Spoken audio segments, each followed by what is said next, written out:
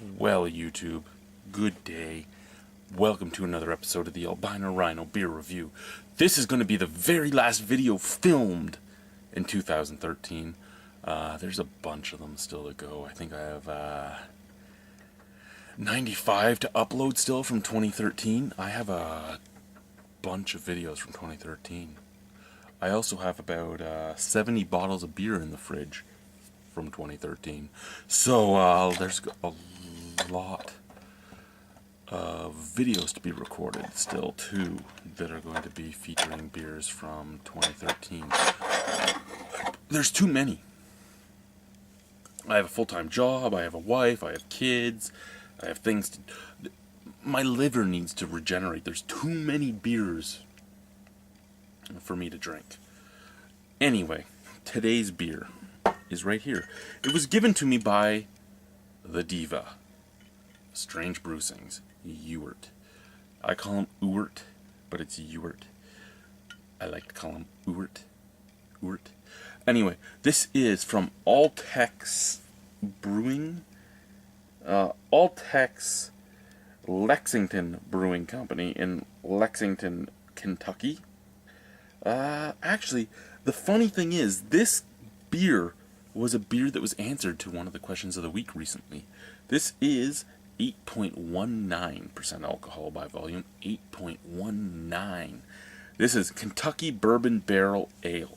Ale aged in oak bourbon barrels. Look at that. And we all know how much I love bourbon, whiskey, rye, scotch, and how much I love it all in beer. So we're going to open up the cap gently. I only have my credit card opener over here, so it's going to take a few pulls here. So bear with me while I gently take this cap off so I can put it on the Rhino fridge. Oh no, I dented it. Oh no, I made it sharp. There we go, it came off, but now it has a sharp edge. Good thing it's going on the fridge. The fridge. Yeah, so we're on our last. Little bit of water in there, 1 second. Last video going in this cup. The Silversmith pint glass. Oh. That is not as dark as I envisioned in my mind. For some reason I envisioned a much, much darker beer. However, we won't take that away. It actually looks just like an innocent gun. You have a see-through, brassy beer, little bit of very white head. Nice head too. Dense head, has a bit of viscosity to it. It is a very nice looking beer. Scent.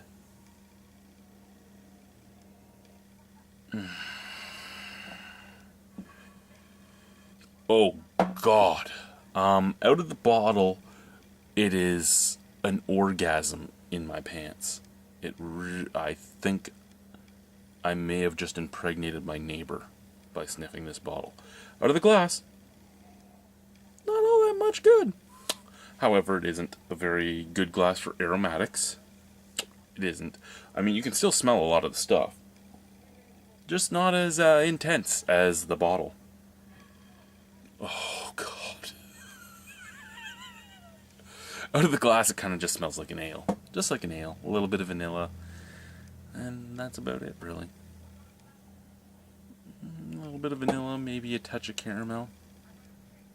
Out of the bottle, vanilla, toffee, oak, some smoke,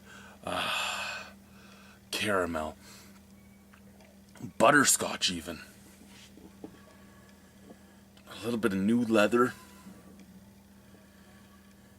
Oh, God, it smells good. Oak, again, oak, vanilla, butterscotch, toffee, caramel, leather. It just smells so inviting. It even kind of has, you know, the Pam baking spray. You spray the Pam baking spray. That weird buttery sensation you get on that. That kind of comes out on it as well. Head's gone. Let's try it though. Cheers, boys and girls. 8.19%, remember. 8.19%.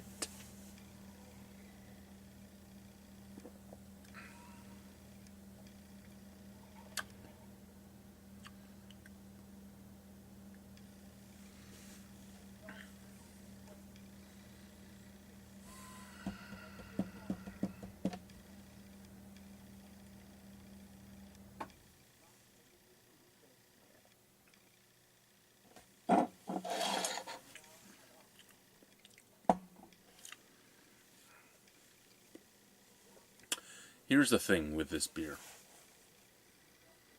It's watery, and it's great. It's like a Liquid Werther's original is what it really is coming off as.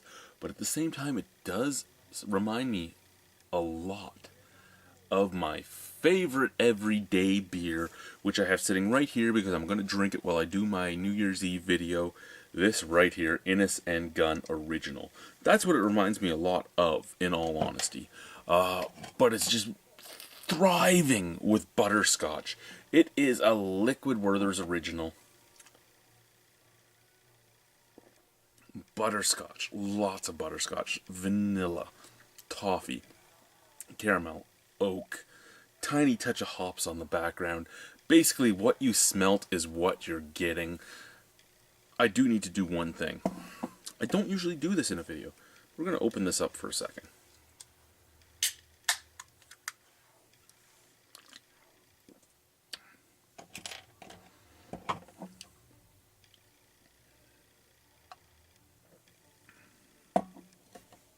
Okay. The Kentucky Bourbon Barrel Ale is a lot warmer right now in temperature. It's probably been sitting out of the fridge for an hour to an hour and a half before I got to it. So still not room temperature, but close. This one's been out of the fridge for about 30 minutes, so a few degrees higher.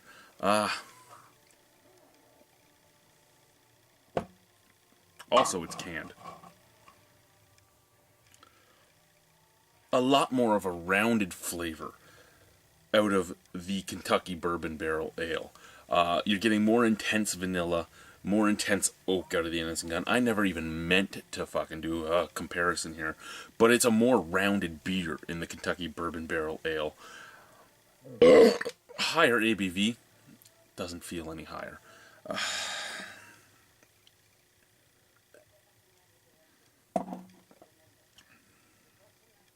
Colors would be about the same.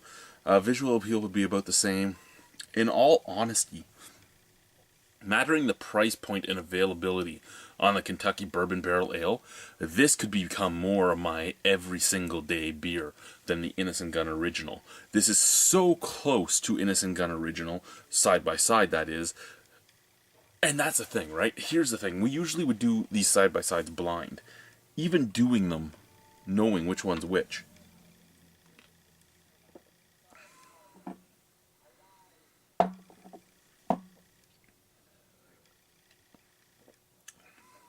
Even doing them, knowing which one's which.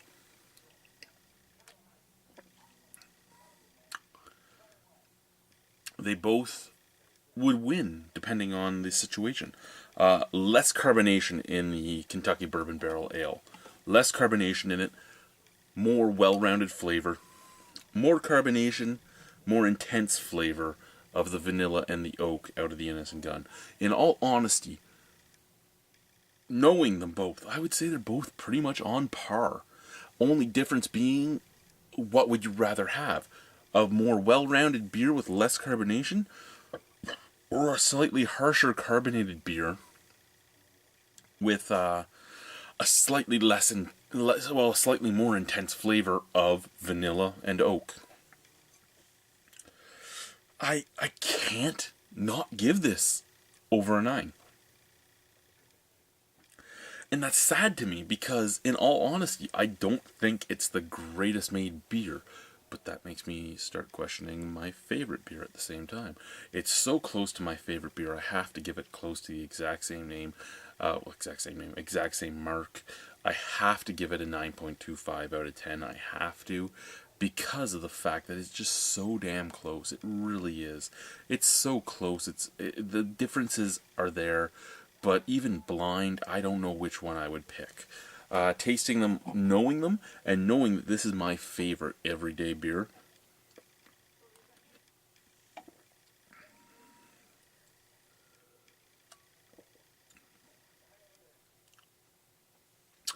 Knowing that this is my favorite everyday beer, no matter which order I do it in.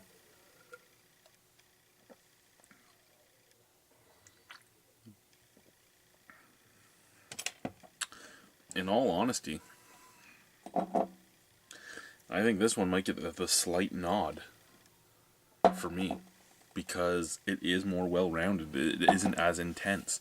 And that's the problem for me right now. I don't want to admit it. I don't. And it would have been fun doing this blind because of that. I probably would have picked this over the Innocent Gun. I never even realized that the Innocent Gun had that carbonation issue until I've had this one, which tastes so similar, but without the carbonation issue. So until I had that, I didn't know that that had any flaws. I really didn't think that had any flaws. Nick, Dougal, you still don't have a bad beer. You're still my favorite beer to drink all the time, because you're the beer I can get all the time. However, this Kentucky Bourbon Barrel Ale has fixed the one problem I didn't even know you had. I didn't know you had that problem. This is the weirdest thing about trying beers. And this is why I say try everything, no matter what. No matter what you think, try every beer out there, because you don't know what you're going to find. I would have never even picked this up. Like, look at that label. Until I was done thousands of beers more, I wouldn't have even really thought of this unless Joe told me to pick it up or somebody told me to pick it up. Looking at it, I would have thought nothing. I would have been like, ooh, Kentucky Bourbon Barrel Ale? Really? Of course it's Kentucky Bourbon Barrel. It has to be from Kentucky if it's, like, it would have been something I wouldn't have even thought of. I wouldn't have thought of it whatsoever to pick it up. What bourbon it is, it doesn't even fucking matter. It could be Wild Turkey for all I care. I enjoy this beer. Yeah, 9.25 out of 10. I don't have a dance. I never danced for Innocent Gun because we never had it. A no-cage barrel dance? I don't know. Again, I'm going to veto it. If this is up, you guys can pick a dance on a live feed. I'll do a dance on a live feed to make up for this one, and that'll be the dance from then on. But I just don't know what to say about this. This is actually impressive to me, and I didn't think I'd get impressed again by a simple beer. And that's the thing. These are simple beers. Innocent Gun is basically an ESB in a whiskey barrel. And it's the whiskey barrel that gives it all the flavor. This, probably just like a stock ale or something, in a bourbon barrel. And it's the bourbon barrel that gives it all the flavor. A tiny bit more hops in the bourbon barrel ale than the Innocent... than the Innocent Gun original. But you know what? That's probably why it's a more well-rounded beer, because it's not just the simplest beer resting on the laurels of the cask. It is a slightly more complex beer resting on the laurels of a cask. I don't have anything else to say. There's nothing to talk about anymore. I found a second beer that I could drink. If I had a 2-4 of each of these in my fridge at all times, that would be great. There you go. You want a Christmas gift for me? Get me some more of this shit. I don't know what it costs. Hopefully it was cheap, and hopefully you can get it all the time, because this stuff is great. Thank you, YouTube. I love it. I love you. Whatever. Bye. Get the fuck out of my house. Get the fuck out. Get the fuck